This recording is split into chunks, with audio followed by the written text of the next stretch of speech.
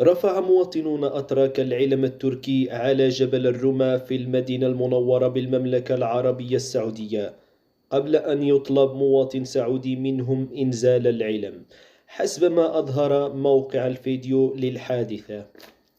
وأثار مقطع الفيديو المتداول الذي لم يتسن لCNN التأكد من مدى صحته ردود فعل عبر مواقع التواصل الاجتماعي جاء أغلبها مؤيدا لإنزال العلم. وقال مغرد إنه لا يحق لأي زائر أن يرفع علم بلده وتسييس زيارته للمدينة، فما بالك إن كان أتراك وعلمهم هو نفسه علم الدولة العثمانية.